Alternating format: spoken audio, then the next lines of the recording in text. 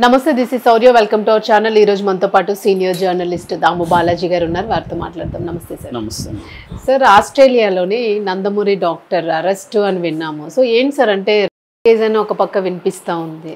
అసలు ఏం జరిగింది ఆ కేసులో ఉన్న డీటెయిల్స్?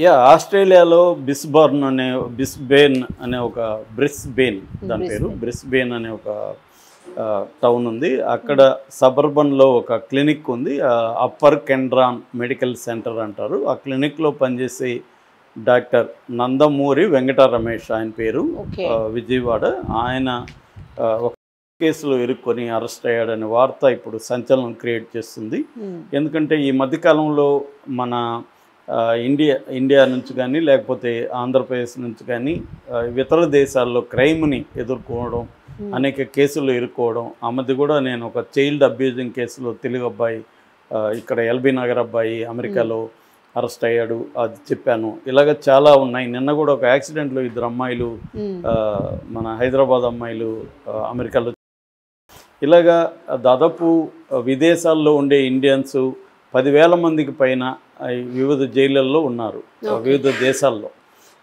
అదొక మేజర్ ప్రాబ్లం మనకి, ఇండియన్ గవర్నమెంట్కి కూడా. ఆ మధ్య కూడా ఖతార్లో 8 మందికి ఉరిశిక్ష పడినప్పుడు కూడా మోడీ ప్రభుత్వం ఖతార్ మీద రకరకాల ప్రెజర్స్ తీసుకొచ్చి వాళ్ళకి ఉరిశిక్ష రద్దు చేశారు. అట్లాగే కేరళ నర్సు నిమిషప్రియ, ఆమెది యెమెన్లో, ఆమెది ఇంకా గాల్లో వేలాడుతూనే ఉంది, ఆమెకు కూడా ఉరిశిక్ష పడింది. ఇలాంటి నేపథ్యంలో ఇప్పుడు మన తెలుగు అతను, విజయవాడ అతను డాక్టర్ నందమూరి, మరి నందమూరి ఫ్యామిలీకి బంధువులా కాదో మనకు తెలియదు, ఇంటి పేరైతే నందమూరి వెంకట రమేష్, అతను ఇప్పుడు అరెస్ట్ అయ్యి జైల్లో అయితే ఉన్నాడు.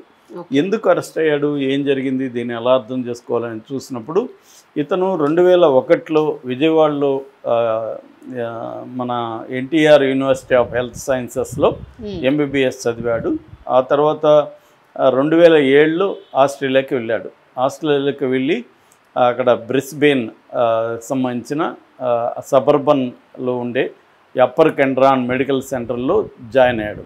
అతను బేసిక్గా జనరల్ ప్రాక్టీషనరు, కాకపోతే ఈ బీటీకి సంబంధించి ఎక్కువగా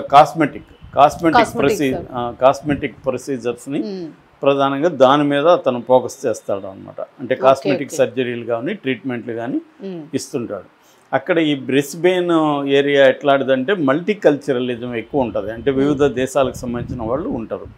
అయితే ఇతని మీద ఇది ఎప్పుడు జరిగింది అనేది కరెక్ట్గా తెలియదు, ఇతను ఏం చేశాడు అనేది తెలియదు.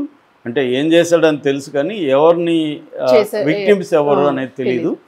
ఏదేమైనా ఇతని మీద కొంతమంది మహిళలు ఆగస్టులో కంప్లైంట్ ఇచ్చారు ఆ ఇన్స్టిట్యూట్లో, ఇతను మమ్మల్ని సెక్సువల్ అబ్యూజ్ చేశాడు, రేప్ చేశాడని ఇచ్చారు. దాంతో అక్కడ క్వీన్స్లాండ్ ఓంబడ్స్మెన్ అంటారు, ఇది క్వీన్స్లాండ్ అనే ప్రావిన్స్ కిందకి వస్తుంది అనమాట బ్రిస్బేన్. ఆ క్వీన్స్లాండ్ ఓంబడ్స్మెన్ అంటే ఈయన్ని మహిళలకి ట్రీట్మెంట్ ఇవ్వకుండా బ్యాన్ చేశారు. అది ఇన్స్టిట్యూషనల్ బ్యాన్. అతని మీద ఏమప్పుడు కేసు రిజిస్టర్ కాలేదు. సో నవంబర్ నుంచి అతను మహిళలకి ట్రీట్మెంట్ ఇవ్వడం బ్యాన్ అయిపోయింది. అతను అలాగే ఉంటున్నాడు, ఓన్లీ మేల్ పేషెంట్లు మాత్రమే చూస్తున్నాడు. అయితే ఆ తర్వాత మరి ఏం జరిగిందనేది తెలియదు కానీ ఇతని మీద క్రిమినల్ ఛార్జెస్ కూడా ఫైల్ అయినాయి బ్రిస్బేన్లో. సో అక్కడ పోలీసులు క్రిమినల్ ఛార్జెస్ ఫైల్ అవ్వగానే ఇతను అరెస్ట్ చేశారు. అరెస్ట్ చేసి బ్రిస్బేన్లో ఉండే మ్యాజిస్ట్రేట్ కోర్టులో ప్రవేశపెట్టారు. మామూలుగా అయితే ఫస్ట్ ఇతను బెయిల్ పిటిషన్ వేశాడు, కానీ మళ్ళీ ఇతను విత్డ్రా చేసుకున్నాడు. దానికి కారణాలు తెలీదు. అంటే ఈ కేసులో ఇంకా ప్రాసిక్యూషన్ బలమైన సాక్ష్యాలను పెట్టలేదు కదా, ఇప్పుడే మనం బెయిల్కి అప్లై చేస్తే ఇబ్బందులు ఉంటాయని అక్కడ లీగల్ ఎక్స్పర్ట్లు అతనికి సలహాలు ఇచ్చినట్టు చెప్తున్నారు. దాంతో విత్డ్రా చేసుకొని రిమాండ్కి వెళ్ళడానికి అతను ఇష్టపడి జైలుకి అయితే వెళ్ళాడు. ప్రజెంట్ జైల్లో ఉన్నాడు. నెక్స్ట్ ఫర్దర్ హీరింగ్ వచ్చి 19th ఉంది, ఈ డిసెంబర్ 19th.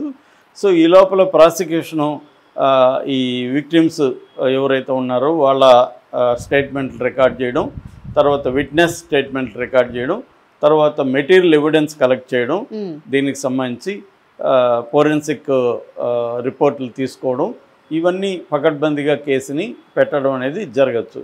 మామూలుగా మనకి క్వీన్స్లాండ్ లా అంటారు, ఆ ప్రావిన్స్ లా ఉంది. ఆ క్వీన్స్లాండ్ లా ప్రకారం సెక్సువల్ అబ్యూజ్ కానీ ఎవరైనా చేసినట్టు ప్రూవ్ అయితే 10 ఏళ్ల వరకు జైలు శిక్ష ఉంది. ప్రూవ్ అయితే మాత్రం లైఫ్ ఇంప్రిజన్మెంట్ పడే అవకాశం అయితే ఉంది. ఉరిశిక్ష పడే అవకాశం లేదు, కానీ లైఫ్ పడే అవకాశం అయితే ఉంది. అంటే యావజ్జీవ కారాగార శిక్ష ఆయనకి పడే అవకాశం అయితే ఉంది. కాకపోతే అది ప్రూవ్ అవుతుందా లేదా అనేది చూడాలి.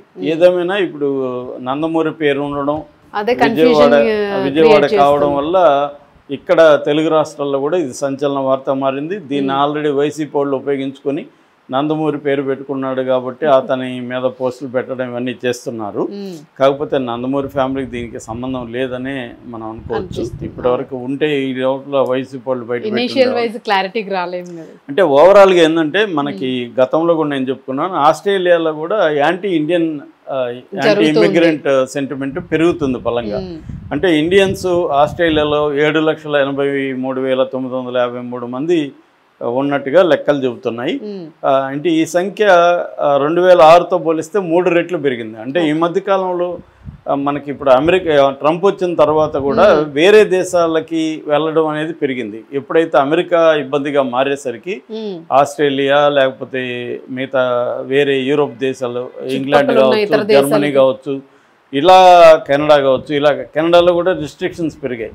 ఇలాగా వేరే దేశాలకు పెరిగాయి. ఆ దేశాల్లో ఏమవుతుంది, మన వాళ్ళు వెళ్ళడం వల్ల వాళ్ళ కాస్ట్ ఆఫ్ లివింగ్ అనేది పెరిగిపోతుంది, వాళ్ళ హౌసింగ్ పెరిగిపోతుంది, కాస్ట్ ఆఫ్ లివింగ్ పెరిగిపోతుంది. కల్చరల్గా మన వాళ్ళు గుంపులుగా సంఘాలు పెట్టుకొని మన విగ్రహాలు పెద్ద పెట్టి మన ఫిల్తీ రిచ్ ఆభరణాలు విపరీతంగా, ఆ మధ్య కూడా దొంగతనాలు కూడా విపరీతంగా మన వాళ్ళ మీద అటాక్ జరగడం, అప్పుడు జరగడం ఇవన్నీ కూడా ఆస్ట్రేలియాలో కూడా జరిగాయి అన్నమాట.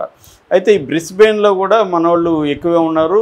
2021 సెన్సస్ ప్రకారం బ్రిస్బెయిన్లో 51,650 మంది ఇండియన్స్ గ్రేటర్ బ్రిస్బెయిన్లో ఉన్నారు. అంటే 2% పాపులేషన్ బ్రిస్బెయిన్లో మన వాళ్ళు ఉన్నారనమాట.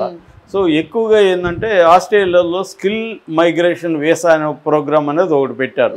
ఈ స్కిల్ మైగ్రేషన్ వీసా ప్రోగ్రాంలో భాగంగానే మన వెంకటరమేష్ లాంటి వాళ్ళు అక్కడికి వెళ్ళారు. అంటే స్కిల్డ్ లేబర్ వాళ్ళకి అవసరం ఉంది. IT sector, engineering sector, health care ఇలాంటి వాటిలో మన వాళ్ళు వెళ్తున్నారు. సో వీళ్ళు వెళ్ళి అక్కడ వీటిలోనే లేకుండా వీళ్ళు ఏం చేస్తారు, రియల్ ఎస్టేట్ చేయడం. ఆ మధ్య కూడా నాకు తెలిసిన ఒక అబ్బాయి జర్మనీ వెళ్తే అక్కడ తెలుగు వాళ్ళు లాడ్జి నడుపుతున్నారంట. అక్కడ ఉండి వచ్చాడు ఇతను, మనోళ్ళే నడుపుతున్నారు అక్కడ అని చెప్తున్నారు. సో మన వాళ్ళకి ఆంధ్రప్రదేశ్ నేచర్ ఉంటుంది కాబట్టి చేస్తారు. అంటే వీళ్ళు ఉద్యోగం చేస్తే ఇవి నడుపుతుంటారు, దానివల్ల వచ్చే ప్రాబ్లమ్స్ ఉంటాయి. ఇలాగా ఆస్ట్రేలియాలో కూడా ఇండియన్స్ రకరకాల ప్రాబ్లమ్స్లు ఇరుక్కోవడం మనకు కనపడుతుంది. అలాగే ఇప్పుడు వెంకటరమేష్ కూడా మరి ఈయన నిజంగానే నేరం చేశాడో లేదో మనకైతే తెలియదు, ప్రూవ్ కాలేదు కాబట్టి చెప్పలేము. కానీ ఆరోపణలు అయితే సీరియస్గానే ఉన్నాయి. రేపు కేసు అనేది సీరియస్గానే ఉన్నట్టుగా మనకు తెలుస్తుంది. సో మనకి 19th రోజు ఏం జరగచ్చు, ఇతనికి అంటే అప్పుడు లోపల ఈ ప్రాసిక్యూషన్ వాళ్ళు సాక్ష్యాలని ప్రూవ్ అప్పటికే కాదు, ట్రయలింగ్ టైం పడుతుంది. అట్లీస్ట్ కేసు ఎంత స్ట్రాంగ్గా ఉందనేది మనకు అప్పటికి అర్థమవుతుంది. ఎందుకంటే ప్రాసిక్యూషన్ ఇంతవరకు డీటెయిల్గా కేసుని ప్రజెంట్ చేయలేదు, ఓన్లీ ఆరోపణలతో అరెస్ట్ చేశారు. నిజానికి బెయిల్ వచ్చుండొచ్చేమో, బెయిల్ అప్లై చేసుంటే. కానీ వాళ్ళ లీగల్ ఎక్స్పర్ట్లు ఇచ్చిన సలహా మేరకి మనం బెయిల్ అప్లై చేయొద్దు, ఓవరాల్గా అసలు కేసుని కొట్టించుకోవడానికి మనం ట్రై చేద్దాం. బెయిల్ అప్లై చేస్తే మనం ప్రాథమికంగా మనం నేరం చేసినట్టుగా మనమే ఒప్పుకున్నట్టు అవుతుంది. అసలు ఇవే ఫాల్స్ అలిగేషన్స్ అనే ఒక స్టాండ్ తీసుకుందాం అనేది వాళ్ళు సలహా ఇచ్చినట్టుగా తెలుస్తుంది. ఏదేమైనా మన దేశం నుంచి వెళ్ళిన వాళ్ళు ఇతర దేశాల్లో జాగ్రత్తగా ఉండాలా. ఇక్కడ ఉన్నట్టే అక్కడ ఉంటే కుదరదు. ఇక్కడంటే నువ్వు ఎవడో పట్టుకొని మ్యానిపులేట్ చేసుకోవచ్చు. ఆ దేశాల్లో కొంచెం స్ట్రిక్ట్ గా ఉంటాయి లీగల్ గా, అది గుర్తుపెట్టుకొని బిహేవ్ చేయాలి అనేది important.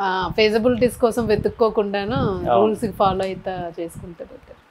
Thank you sir. Thank you.